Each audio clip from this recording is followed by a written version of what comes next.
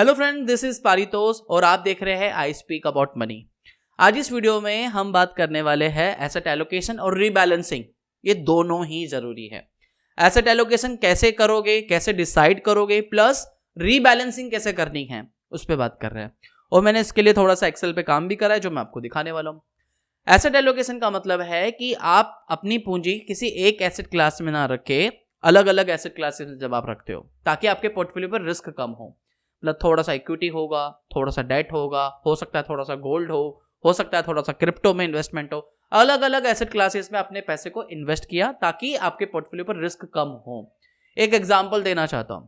2003 में सेंसेक्स तकरीबन 3000 के प्राइस रेंज पे था। 2007 में आते आते 7 गुना हुआ और 20,000 के आसपास पहुंचा, तकरीबन 20,000 के आसपास। 2007 के बाद सब प्राइम क्राइसिस आया और सब प्राइम क्राइसिस में तकरीबन 60-70% पोर्टफोलियो गिरा था सबका, इक्विटी। और वहां से रिकवरी करते करते दोबारा 20,000 पहुंचने में मार्केट को अगले 7 साल लगे। 2007 के बाद दोबारा रिकवरी करने में लगभग 2014 में जाके ये पैसा रिकवर हुआ। तो यानी मान लीजिए अगर आपने सारा पैसा इक्विटी में इन्वेस्ट कर दिया 2007 में, एक सिचुएशन मान के चलो, तो उसको रिकवर करने में, कैपिटल को रिकवर करने में ही आपको 7 साल लगते।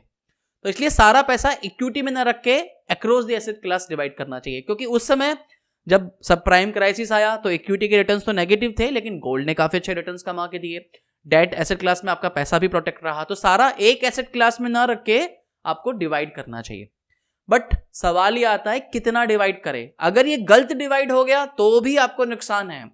अगर आपने इक्विटी का कॉन्ट्रीब्यूशन सिर्फ 60%, में एक एग्जाम्पल दे रहा हूं कि मान लीजिए आपने बिना सोचे समझे, बिना एनालिसिस करे आपने इक्विटी का कंट्रीब्यूशन ज्यादा 60%, 70% कर दिया और 30%, 40% डेट में कर दिया। तो हो सकता है कि जिस इन्वेस्टमेंट के लिए आप ये पैसा जोड़ रहे हो, मान लीजिए रिटायरमेंट के लिए, तो वो पूरा ना हो पाए, क्योंकि आपकी जो रिटर्न एक्सपेक्टेशंस है वो अलाइन नहीं है आपके एसेट एलोकेशन से। मैं इसको एक इजी तरीके से समझाता हूं। जैसे आप एक्सेल पे चलिए, मान लीजिए पारितोष का इन्वेस्टमेंट चल रहा है और पारितोष का जो इन्वेस्टमेंट चल रहा है, मान लीजिए मुझे रिटायरमेंट के लिए इन्वेस्टमेंट करना है और रिटायरमेंट के हिसाब से मैंने यहाँ पे कैलकुलेट किया हुआ है। अभी एक्सेल थोड़ा सा गड़बड़ा रहा है एक्चुअली, लेकिन ये एक्सेल मैंने पहले भी अपनी वीडियोस में समझाया हुआ है जब हमने रिटायरमेंट प्लानिंग पे बात करी थी। मैं एक एग्जांपल ले रहा हूँ कि मेरा मंथली एक्सपेंसेस अभी 25,000 रुपए का है और उस हिसाब से मैंने इन्फ्लेशन कंसीडर करा और पोस्ट टैक्स स्लैब रिटायरमेंट, वो जो नॉर्मल कैलकुलेशन है वो ली। उस हिसाब से 25,000 रुपये मंथली एक्सपेंसेस के बाद सालाना अगर 6% का इन्फ्लेशन है तो मुझे 60 ईयर्स का जब मैं हो जाऊंगा तो मुझे तकरीबन 2.5 करोड़ रुपए का रिटायरमेंट कॉर्पस चाहिए, ताकि to sustain my the same living of standard, same जो मैं अभी जी रहा हूं, पर्टिकुलरली जो मेरा सेम स्टैंडर्ड ऑफ लिविंग है उसी को सस्टेन करने के लिए मुझे 60s की एज में तकरीबन 2.5 करोड़ का कॉर्पस चाहिए। उसके लिए मैं मान के चल रहा हूं कि अगर मेरे को इक्विटी से ओवरऑल पोर्टफोलियो पे रिटायरमेंट पोर्टफोलियो पे सालाना अगर 12% का रिटर्न मिल रहा है, तो मैं अगर हर महीने 15,000 रुपए का इन्वेस्टमेंट करूं या मैं एक साथ लमसम 17 लाख रुपए का इन्वेस्टमेंट करूं, तब जाके मैं ये गोल अचीव कर सकता हूं। अब मेरी यहां पे रिटर्न एक्सपेक्टेशन कितनी है? 12%। अगर मेरे पोर्टफोलियो पे मुझे हर साल 12% का रिटर्न मिल रहा है आसानी से, एक एवरेज, तो हाँ, I can achieve 2.5 CR in my 60s अगर if I M contributing 15,000 near about amount every month. This is my expectation, this is my calculation for the financial planning that I made for my retirement. अब मैं बात करता हूं asset allocation की, कि आपको asset allocation decide करते समय ये ध्यान क्यों रखना है। देखो, मान लीजिए कि पारितोष के कहने पे या किसी के भी कहने पे आपने एक रैंडमली एक बड़े यूट्यूबर की वीडियो देखी, आपने अपना इक्विटी का कंट्रीब्यूशन बढ़ाते चले गए, या आपने डेट का कंट्रीब्यूशन बढ़ाते चले गए, मतलब आपने एसेट एलोकेशन पे कुछ सोचा नहीं। और मान लीजिए इक्विटी में आपका 60% है, मतलब मेरा जितना भी 17 लाख रुपए का इन्वेस्टमेंट है, या जितना भी मेरा इन्वेस्टमेंट कर रहा हूं हर महीने 15,000 मान लीजिए, तो 15,000 में से 60% की मेरी इक्विटी की इन्वेस्टमेंट है, मान लीजिए 60%। अब मैं ये मान के चलता हूं कि उस इक्विटी में रिटर्न्स में हर साल मुझे 12% का रिटर्न मिलेगा, जैसे हमने पीछे भी कंसीडर करा। तो इस हिसाब से आपके उस पोर्टफोलियो पर इक्विटी का कॉन्ट्रीब्यूशन होगा 7.2%। 12% आपको रिटर्न मिल रहा है, लेकिन इस 12% का रिटर्न जो इक्विटी में मिल रहा है उसमें कंट्रीब्यूशन आपके पोर्टफोलियो का सिर्फ 7.20% इसलिए है क्योंकि 60% ही आपका इक्विटी में जा रहा है। बाकी रिमेनिंग का मान लीजिए 40% डेट का। कैलकुलेशन को आसानी से समझाने के लिए मैंने बाकी एसेट क्लासेस नहीं ली है। तो मान लीजिए डेट में है 40% और वहां पे मान के चलते हैं कि हर साल आपको 7% का रिटर्न मिल रहा है, तो ओवरऑल ये कैलकुलेशन बैठी ओवरऑल पोर्टफोलियो की 2.80%। यहां पे इक्विटी में 12% आपको मिल रहा है और डेट में आपको 7% मिल रहा है, लेकिन ओवरऑल आपके इस पोर्टफोलियो पर रिटर्न सिर्फ और सिर्फ 10% है। क्यों? क्योंकि आपका इक्विटी का कंट्रीब्यूशन कम है, आइडियली जितना होना चाहिए, जितनी रिटर्न एक्सपेक्टेशन है जो आप चेस करना चाहते हो उसके हिसाब से नहीं है। अगर मैं इसी कंट्रीब्यूशन को मान ले 70% कर देता हूं तब जाके ये 10.5 होगा, मैं 80% कर लेता हूं तब जाके ये 11% होगा। मैं एक सिर्फ समझाने के लिए बता रहा हूं। तो वहां पे जैसे हमने 12% कंसीडर करा है, आप उसको 11% मान के चलो, 10% मान के चलो, एक कंजर्वेटिव नंबर मान के चलो। अगर मैं 90% करता हूं तब जाके ये 11.5% होगा। मतलब मेरा 90% होने के बावजूद भी I am not able to achieve a 12% average kind of return. अगर if I am getting a return of 12% on my equity contribution, क्योंकि मैंने यहाँ पे 12% लिया है, तो आइडियली आपको ये एक कंजर्वेटिव नंबर लेना चाहिए, 10% मान के चलो, तब जाके 21,000 रुपए का मंथली इन्वेस्टमेंट आता है आपका, या एक तकरीबन जो लमसम इन्वेस्टमेंट है वो आता है 26 लाख का। मैं सिर्फ समझाने के लिए बता रहा हूं। आने वाली वीडियोस में मैंने हालांकि पहले भी वीडियो बनाई है जिसमें मैंने बताया कि इसको कैसे आप डिसाइड करोगे, क्योंकि हर महीने 26,000 रुपए का इन्वेस्टमेंट करना हर किसी के लिए पॉसिबल भी नहीं होता। तो मान लीजिए अगर जैसे कि 80% ही हुआ मेरा, तब जाके 11% का मैं रिटर्न अचीव कर पा रहा हूं। मैंने यहाँ पे 10% मान के चला है, अगर मैं इसको 70% कर दूं तब जाके 10.5। अगर मेरा 70% इक्विटी में रहा, 30% डेट में रहा, 12% रिटर्न मैं एक्सपेक्ट कर रहा हूं, मान के चल रहा हूं, इसको भी मान के चलो कि 10% कर लीजिए, तो भी जाके 9.10, और इसको मान लेते हैं इतना। लगभग ये कैलकुलेशन समझ में आ गई होगी आपको। यस, 10 पॉइंट, मतलब अगर इक्विटी में मुझे 11% रिटर्न्स मिल रहा है अंदाजन, और 80% मेरा इक्विटी का कंट्रीब्यूशन है, तब जाके मैं आसपास के रिटर्न्स अचीव कर पा रहा हूं पोर्टफोलियो में। कितना एक्सपेक्ट कर रहा हूं? 10%। कितना अचीव कर पा रहा हूं? 10.2। इसीलिए आपको फ्रॉम द डे वन, जिस दिन से आप इन्वेस्टमेंट करने जा रहे हो, आपको ये पता होना चाहिए कि मेरा इक्विटी का कंट्रीब्यूशन कितना रखना है और डेट का कितना रखना है over a longer period of time, ताकि मेरा जो ये रिटायरमेंट का गोल है, I could achieve this target. हालांकि जैसे इसमें मंथली इन्वेस्टमेंट की बात आ रही है 21,000, we can do the step up SIP, we can do हर साल इंक्रीमेंटल कर सकते हैं SIP को, तो उस तरीके से डिसाइड कर सकते हैं। इसमें मैंने पहले वीडियो बनाई हुई है, आई विल ट्राई कि मैं इस पर एक और दोबारा वीडियो बनाऊं। तो इसलिए आपको एसेट एलोकेशन जरूरी है फ्रॉम द डे वन, आपको पता होना चाहिए कि कितना एसेट एलोकेशन रखना है। अब बात करते हैं रीबैलेंसिंग की।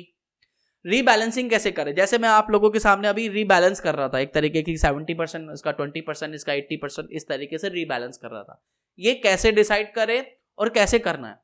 आइडियली रीबैलेंसिंग का मतलब होता है कि आपका जो भी जिस एसेट क्लास में आपका एक्सपोजर ज्यादा हो जाता है as per their original mix, आप उसको वापस रीडिफाइन करते हो, आप उसको वापस सेम ओरिजिनल लेवल पे लेके जाते हो। मान लीजिए पारितोष ने डिसाइड करा 60% इक्विटी में रखना है और 40% डेट में रखना है, बट बिकॉज मार्केट लास्ट 2 सालों में बहुत बड़ा, आज 18,000 क्रॉस करके चला गया वापस, अभी जैसा भी हुआ है, तो इस 60% का जो रेशो है इक्विटी का वो 70% हो गया, और डेट का क्योंकि कंट्रीब्यूशन कम हो जाएगा क्योंकि इक्विटी का ज्यादा हो गया, तो 70 इक्विटी हो गया, 30 डेट हो गया।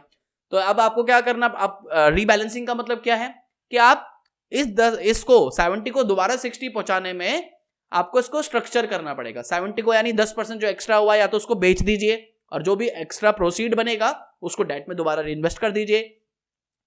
तो ये रीबैलेंसिंग है, ताकि ये 60-40 का रेशो मेंटेन रह सके over a longer period of time. क्योंकि अगर इक्विटी का कंट्रीब्यूशन बढ़ता चला जाएगा, तो जैसे मैंने एग्जांपल दिया था 2007 वाला, कि जब आपका 100% इक्विटी में होगा मान लीजिए उस समय, तो आपको पैसे को रिकवर करने में अगले 7 साल लगते।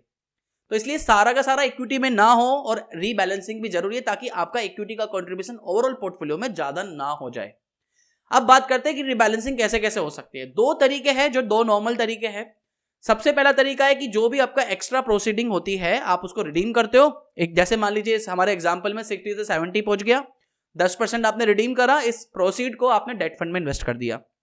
दूसरा जो तरीका हो सकता है, जो मुझे पसंद है और मैं आपको सजेस्ट करूंगा, कि आप हर साल मान लीजिए या हर महीने इन्वेस्टमेंट कर रहे हो और आपका 60 का 70 पहुंच गया, तो इस पैसे को रिडीम ना करके आपका जो भी इंक्रीमेंटल इनफ्लो है, मतलब जो भी नया पैसा डालने वाले हो, वो डेट में डालिए, ताकि ये जो डेट वाला एक्सपोजर है ये दोबारा मेंटेन हो सके, ये एलोकेशन दोबारा इंटैक्ट हो सके, कि डेट का कंट्रीब्यूशन ज्यादा हो जाएगा, इक्विटी का 70 आपने विड्रॉल नहीं करा, लेकिन हाँ ये 60-40 का रेशो मेंटेन हो जाए।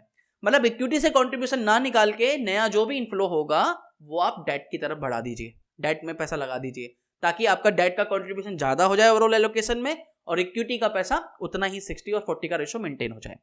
हम विड्रॉ ना क्यों ना करें, इसको डिसाइड करने के 2 रीजन है। सबसे पहला देखिए कि अगर मेरे को दो अप्रोचेस मैंने बताई, या तो आप विड्रॉल करो या डेट के एलोकेशन को इंक्रीमेंटल फ्लो बढ़ा दीजिए। विड्रॉ आपको तब नहीं करना चाहिए लाइक जैसे कि 60 से 70 पहुंच गया, 10% अगर मैं विड्रॉल करूंगा तो क्या मेरे को उस पर एग्जिट लोड लग रहा है या मुझे कोई long term capital gain tax या short term capital gain tax लग रहा है, ये आपको डिसाइड करना है। अगर लग रहा है तो बेटर होगा कि आप डेट फंड को बढ़ा दिए, मतलब डेट फंड का एलोकेशन बढ़ा दीजिए। अगर ये नहीं लग रहा है तो हाँ, आप 10% यहां से प्रोसीड को विड्रॉ करके डेट फंड में मूव कर सकते हो, ये तरीका है। दूसरी चीज जो सबसे ज्यादा जरूरी ध्यान रखनी है आपको गाइस, देखो रीबैलेंसिंग का मतलब ये नहीं होता है कि आपने थोड़ा सा भी वेरिएशन हुआ पोर्टफोलियो में और आपने अपने पोर्टफोलियो को रीबैलेंस कर दिया। आपको एक थ्रेशोल्ड सोचना होगा कि मैं इस थ्रेशोल्ड के बाद ही अपने पोर्टफोलियो को रीबैलेंस करूंगा। 60 से 62% हो गया तो इसका मतलब नहीं है कि आप पोर्टफोलियो को उठा के 2% अपनी हिस्सेदारी बेच दीजिए और डेट में मूव कर दीजिए, नहीं। आपको थ्रेशोल्ड सोचना होगा 5%, 10%, जब ये ब्रीच होगा तभी ही मैं अपने पोर्टफोलियो को रीबैलेंस करूंगा। एग्जांपल, मान लीजिए 60% का मेरा इक्विटी है, 40% का मेरा डेट है और मैंने एक थ्रेशोल्ड सोचा है कि जब ये 10% का थ्रेशोल्ड, मान लीजिए कि जब 60 से 70 पहुंचेगा, 70% का ब्रीच होता है, then I will sell my 10% proceeds from the equity and convert this money into the debt. लेकिन छोटे छोटे वेरिएशंस में आपको रीबैलेंसिंग नहीं करनी है, आपको एक थ्रेशोल्ड अपनी तरफ से सोचना पड़ेगा, 5% का, 10% का। जब ये ब्रीच होगा तभी मैं रीबैलेंसिंग करूंगा, क्योंकि छोटे छोटे वेरिएशंस आपको पोर्टफोलियो में डेली डेली देखने को मिलेंगे, तो डेली डेली बैठ के या हर महीने जाके आप रीबैलेंसिंग नहीं कर सकते हो और वो it's not a good approach as well.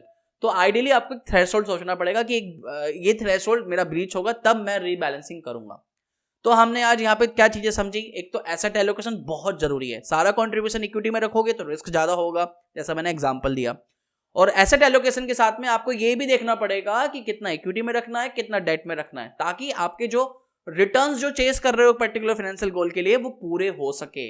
अगर आपका इक्विटी का कंट्रीब्यूशन कम हुआ, डेट का ज्यादा हुआ या किसी दूसरे एसेट क्लास का ज्यादा हुआ, तो हो सकता है जो आपने प्लान करके रखा हो, जैसे रिटायरमेंट मेरे केस में मैंने बताया, कि उसको चेस करना मुश्किल हो जाए, क्योंकि उतनी रिटर्न्स आपको ओवरऑल पोर्टफोलियो पे ना मिले, क्योंकि आपका एलोकेशन ऑप्टिमल नहीं है, ऑप्टिमाइज नहीं है। दूसरा, रीबैलेंसिंग करनी है आपको हर साल, जब लेकिन छोटे छोटे वेरिएशंस जब होते हैं तब नहीं रीबैलेंसिंग करनी है। एक थ्रेशोल्ड सोचिए, वो थ्रेशोल्ड जब ब्रीच होगा तब जाके आपको रीबैलेंसिंग करनी है।